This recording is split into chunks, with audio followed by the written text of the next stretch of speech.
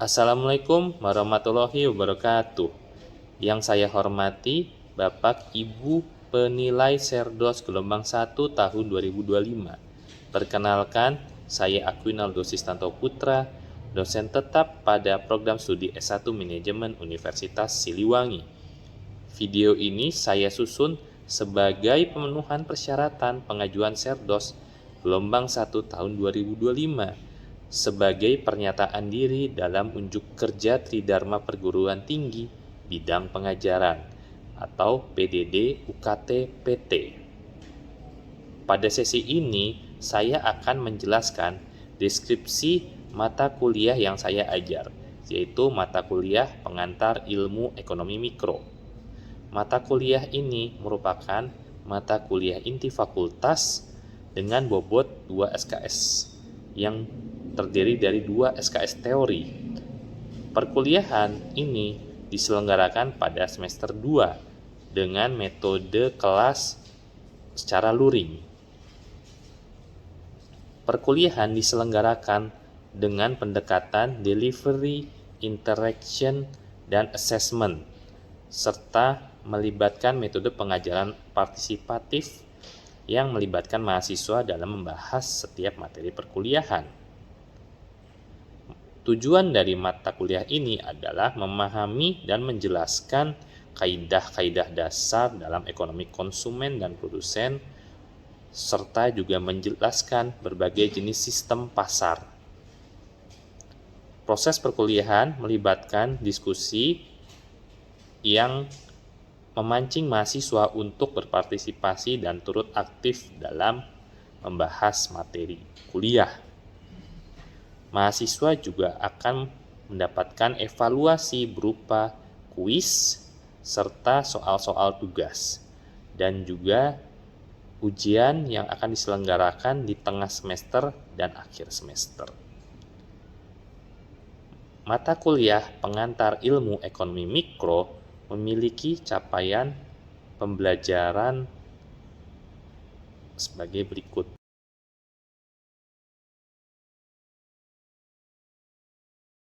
Mata kuliah pengantar ilmu ekonomi mikro memiliki sejumlah capaian pembelajaran mata kuliah yang dapat dilihat pada lampiran ini.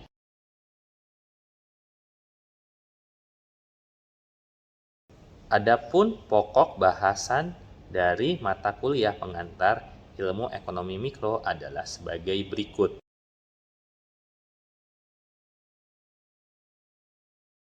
Mata kuliah pengantar ilmu ekonomi mikro menggunakan sejumlah pustaka yang terdiri dari buku dan jurnal, dengan pustaka utama antara lain Samuelson dan Nordhaus, Mankiw, serta Agus Setiono.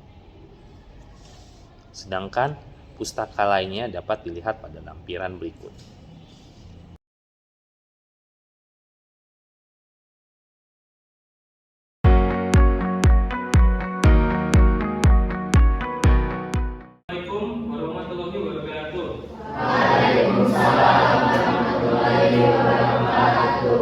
Apa kabar teman-teman semua? Baik. Alhamdulillah. Nah, pada pertemuan kali ini kita akan membahas tentang permintaan, penawaran, dan equilibrium atau kesetimbangan. Seperti yang kita ketahui dalam pertemuan sebelumnya, suatu sistem pasar itu terdiri dari pihak-pihak yang memberikan permintaan, yaitu adalah konsumen ini menggambarkan yang menciptakan permintaan, dan nanti permintaan konsumen ini akan dilayani oleh produsen yang dia akan menciptakan penawaran.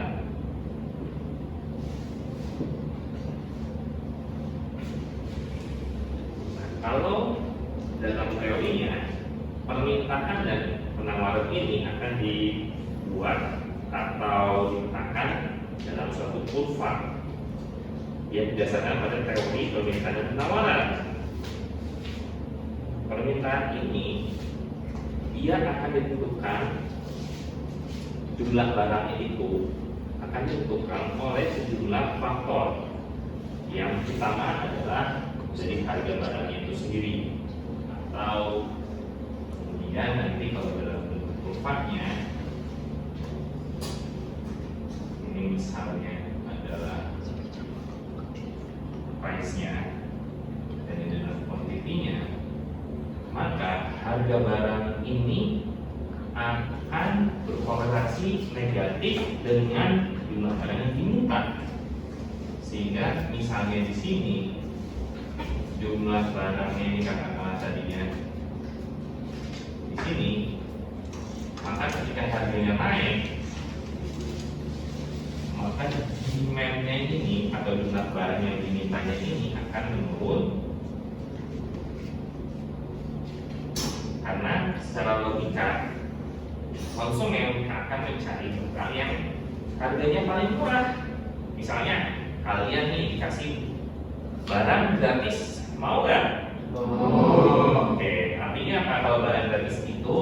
Sederhananya adalah ketika harganya sama dengan 0. Jadi kalian tidak perlu membayar sesuatu uang pun untuk mendapatkan barang tersebut dalam jumlah tertentu.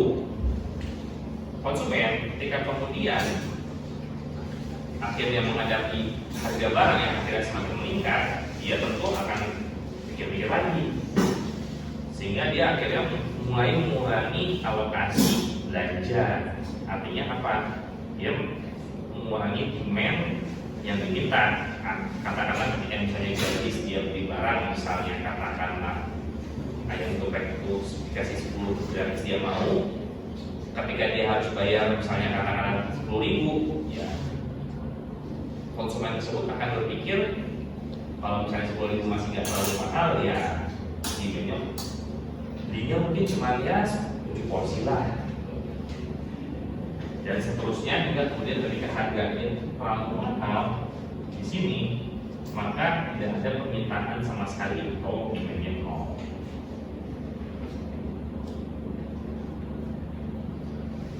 Dan kalau kita bahas lagi di sini, permintaan ini setelah ditentukan oleh harga itu sebenarnya ditentukan oleh faktor-faktor lain. Yang pertama sebagai berikut. Namun yang sering dipakai dalam menentukan demand dan supply itu adalah faktor harga, atau disebut dengan istilah ceteris paribus. Artinya faktor-faktor lain seperti misalnya di sini adalah pendapatan rumah tangga, jumlah penduduk, itu dianggap konstan, sehingga yang mempengaruhi demand adalah harga dari barang itu sendiri.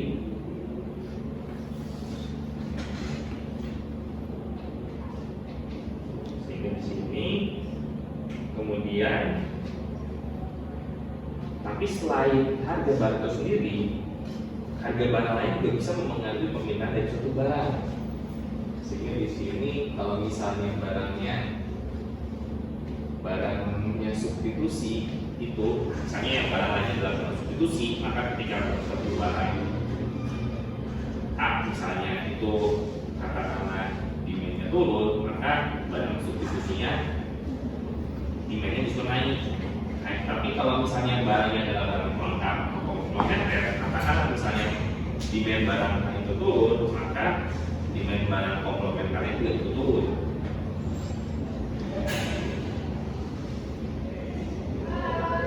Selain itu juga demand juga bisa dipengaruhi oleh selera pembeli. Jadi kalau misalnya katakanlah pembeli itu menganggap suatu barang itu punya nilai lebih, selain dari nilai nilai fisiknya, maka kemudian demandnya bisa naik. Misalnya beli merchandise Korea-Koreaan, ada coba beli? Ya, yang cowok? Yang cewek mungkin suka beli? Ya, misalnya di tangan seperti idol Korea gitu. Jadi barangnya katanya terbatas tuh, di tangan itu kan ada idol Koreanya. Ya mungkin barangnya katakanlah semacam foto ya. Tapi karena kemudian si barang ini punya nilai khas ya, dan itu kemudian bisa menunjukkan emosional si konsumen yang kemudian itu akhirnya bisa mendorong permintaan si barang tersebut. Kemudian di sini kalau konsumen menciptakan permintaan, maka produsen menciptakan penawaran. Jadi kan misalnya konsumen itu, misalnya katakanlah kita tuh sebagai konsumen ya, jadi kita sebagai konsumen kita meminta suatu jenis barang, misalnya katakanlah ayam geprek. Permintaan kita itu kemudian direspon oleh, misalnya katakanlah tukang ayam geprek tuh banyak kan di sini.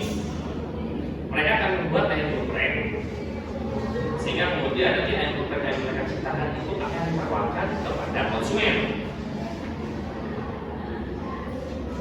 Seorang produsen ketika ingin menciptakan suatu barang, memproduksi suatu barang, maka dia akan mencari profit yang sebesar-besarnya, sehingga dia akan berharap ya kalau caranya dapat profit besar ya jual sebanyak-banyaknya dong, artinya produksi sebanyak-banyaknya, sehingga kemudian penawaran ini nanti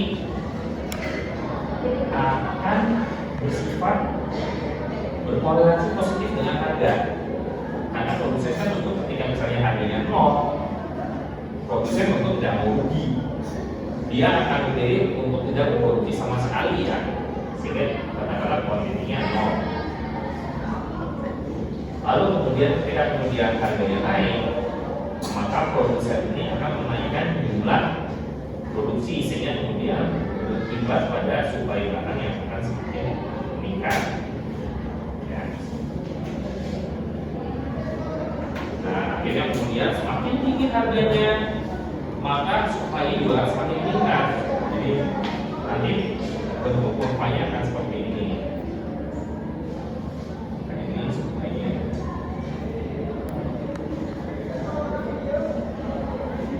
Lalu kira-kira faktor apa saja yang menentukan jumlah barang ditawarkan atau penawaran? Kira-kira ada yang tahu? Bang, yang saya jawab. Oke, saya jelaskan ya. Jadi di sini kalau faktor penentu penawaran itu sebenarnya hampir mirip ya dengan permintaan.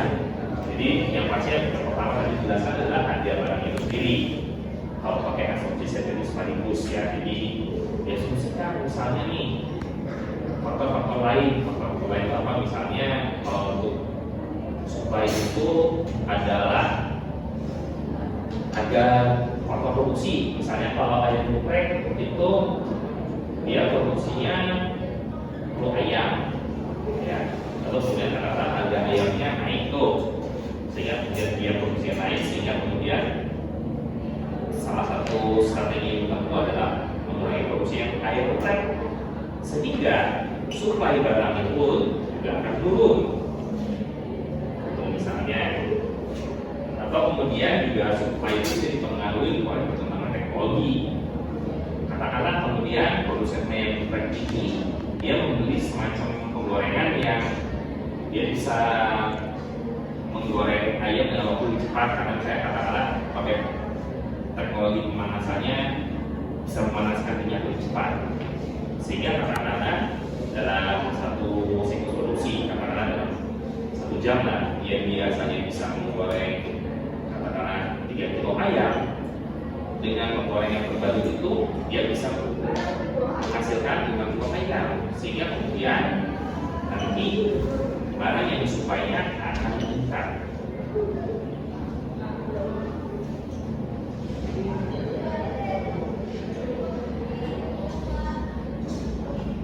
Kalau kita lihat di sini, di kurva ini, ketika harga berubah, maka kuantiti barang ini akan bergeser dalam si kurva tertentu ini. Misalnya di sini ini dari titik A, misalnya ke B, supaya ketika harganya naik, maka kuantiti barangnya yang tadinya supaya sebesar A naik jadi B. Sedangkan demand misalnya yang tadinya di C ya, ketika harganya naik turun ke titik D. Kalau kita amati maka pergerakan posisi barang ini berada dalam kurva yang sama. Namun seperti yang dijelaskan di awal, demand dan supply itu bisa dipengaruhi oleh faktor-faktor lain selain harga. Jika kemudian yang berubah adalah faktor-faktor lain tersebut, sedangkan kemudian misalnya harga tetap, maka nanti kurvanya ini akan bergeser entah itu ke kiri atau ke kanan. Jadi contohnya adalah seperti ini.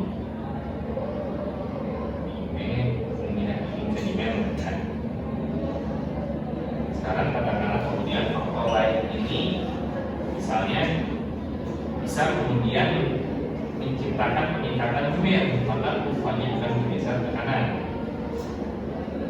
Di sini adalah kasusnya adalah demand yang naik karena faktor-faktor lain selain harga. Namun faktor-faktor tersebut bisa juga kemudian mengakibatkan penurunan demand, sehingga di sini dia bergeser ke kiri. Maka di sini demand-nya ini turun.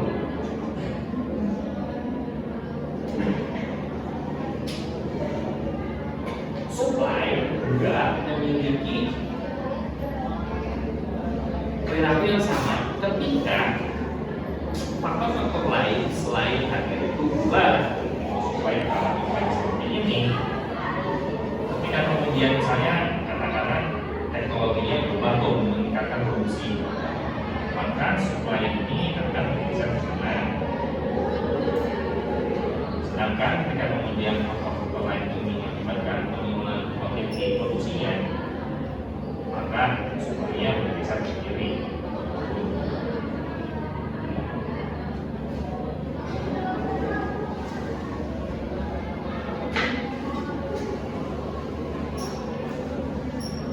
Nah, pada dasarnya ketika misalnya karena di titik C A inilah, di sini konsumen dan produsen itu sebenarnya belum sepakat untuk melakukan transaksi. Itu pada transaksi konsumen masih pengen harga murah dapat banyak, sedangkan produsennya pengennya ya harganya yang unsur yang mahal, yang lebih tinggi supaya dia bisa jual banyak. Ya kalau memang misalnya kedua mereka itu saling motor, tentu tidak akan ada transaksi. Maka apa yang harus dilakukan? Mereka harus melakukan kompromi tentu saja ya. Jadi mereka akhirnya ya berkompromi adalah pada dasarnya menurunkan ego masing-masing pihak ya.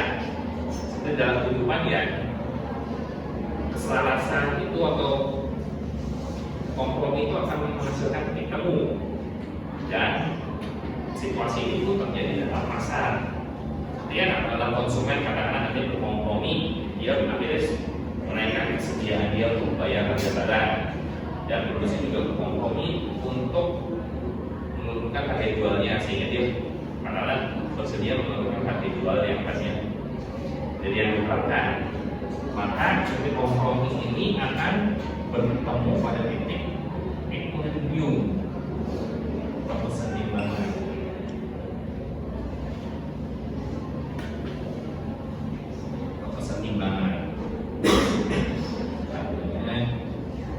Pada titik ini produsen dan konsumen sudah bersedia melakukan transaksi. Jadi disinilah terjadi transaksi.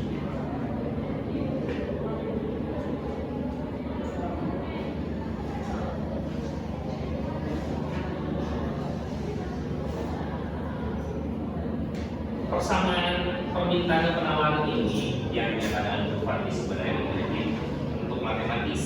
Jadi untuk matematisnya ini permintaan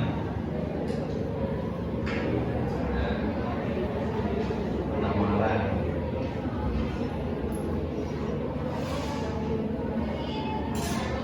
Persamaan permintaan ini dinyatakan jumlah barang yang diminta yang awalnya dari pada titik konstan atau titik A, katakanlah A adalah konstan yang kemudian akan dipengaruhi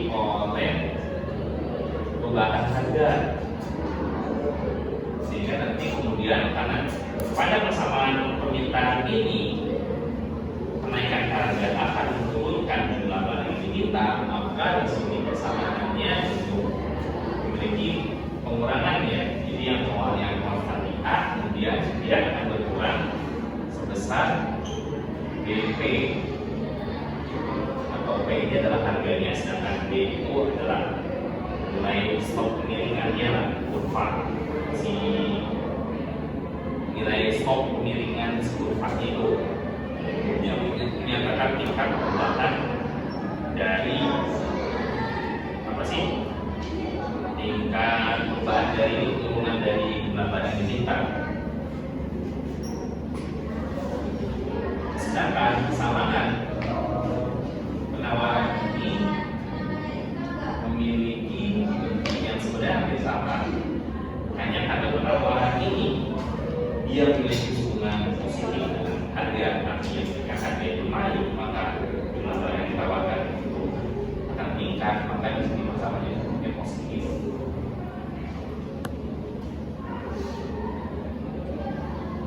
Permintaan dan penawaran ini akan mencapai titik yang lebih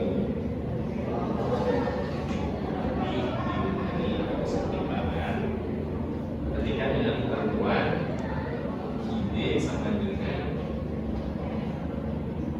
S. Jadi equilibrium adalah kondisi ketika harga barang yang diminta sama dengan harga barang yang disuplai. Sehingga kemudian persamaan ini bentuknya persamaan linear. Kita coba terus contohnya, katakanlah sekarang idenya adalah 10.000 min P. Sedangkan persamaan supply-nya adalah 12.000. Yang dicontoh sama seperti ini. Untuk mencari equilibrium,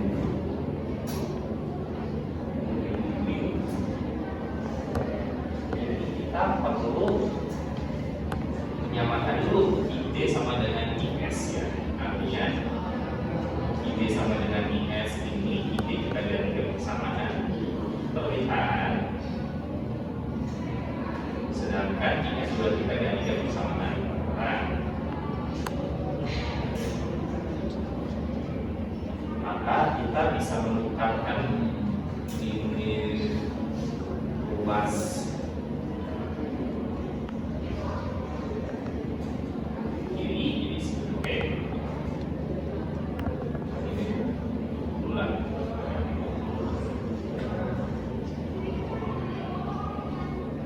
Oke, kalau misalnya seperti ini, kita punya persamaan permintaan, kita punya persamaan penawaran. Untuk mencari equilibrium, kita perlu menggunakan kaidah quantity demand kita sama dengan demand supply.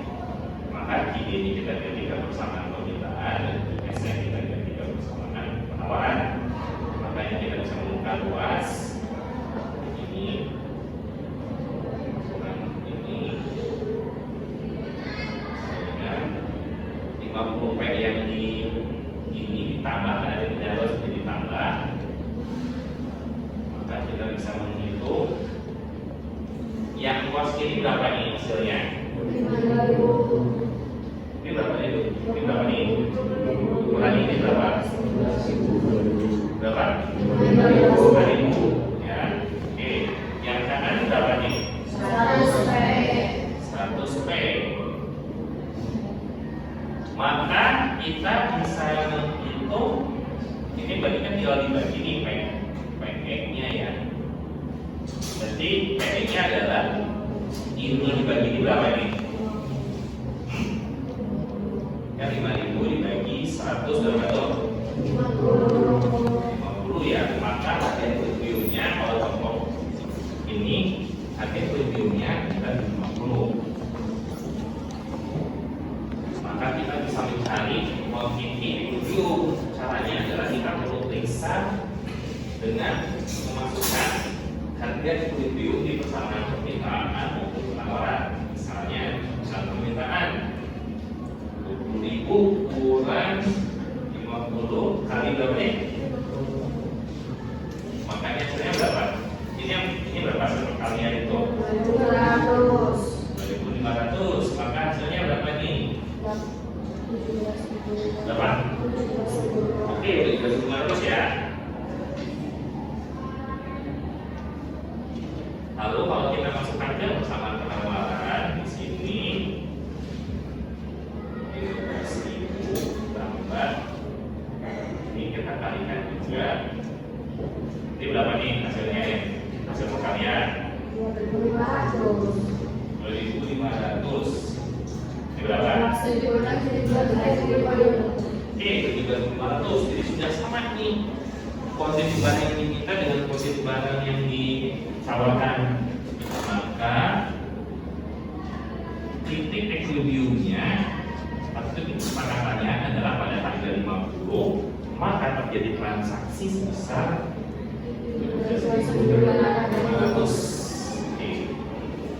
Sebelum kita tutup pertanyaan, ada yang mau ditanya? Nah, ada yang mau bertanya mungkin? Sebelumnya saya ingin bertanya dari Pak terkait teori dari permintaan dan penawaran ini. Apakah teori ini itu memang mutlak? Maksudnya bisa disubstitusi dalam semua kasus? Oke, baik. Terima kasih pertanyaannya. Jadi sebenarnya kalau permintaan dan penawaran itu ada yang sebenarnya pengembangan yang lebih advance ya.